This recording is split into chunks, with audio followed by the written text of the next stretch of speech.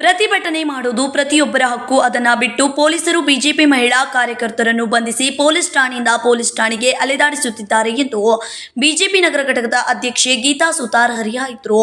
ಸೋಮವಾರ ಬೆಳಗಾವಿಯ ಬಿಜೆಪಿ ಕಚೇರಿಯಲ್ಲಿ ಸುದ್ದಿಗೋಷ್ಠಿಯಲ್ಲಿ ಮಾತನಾಡಿದವರು, ಪ್ರತಿಭಟನೆ ಮಾಡುವುದು ಎಲ್ಲರಿಗೂ ಹಕ್ಕಿದೆ. ಆದರೆ ಅವರ ಮನವಿ ಆಲಿಸಬೇಕಿದ್ದ ಸಿಎಂ ಬಳಿ ಪೊಲೀಸರು ಬಿಡದೆ ಇರೋದು ದೊಡ್ಡ ತಪ್ಪು ಎಂದರು. ಅವ್ರು ಯಾಕೆ ಹೋಗಿದ್ರು ಏನು ಅಂತ ಕೇಳೋವಂಥ ಅವ್ರ ಕಡೆ ಒಂದಿಷ್ಟು ಮಾನವೀಯತೆಯೇ ಇಲ್ಲ.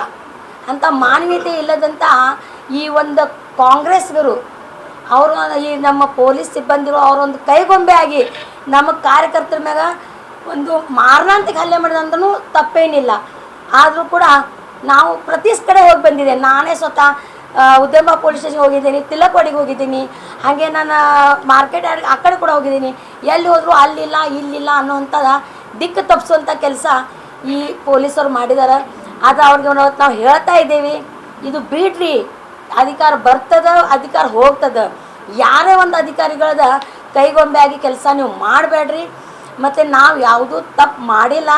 ಹೀಗಾಗಿ ಈ ಒಂದು 6 ಜನನ ಬಂಧಿಸಿದ್ರು ಕೂಡ ನಾವು ನಮ್ಮ ಸತ್ಯವನ್ನು ಏನಿದೆ ಅನ್ನೋವಂಥದ್ದು ನಮ್ಮಲ್ಲಿದ್ದಂಥ ಎಲ್ಲ ವಕೀಲರು ಹೇಳಿ ಇವತ್ತು ಅವ್ರನ್ನ ಬಿಡಿಸ್ಕೊಂಡ್ಬಂದಿದ್ದಾರೆ.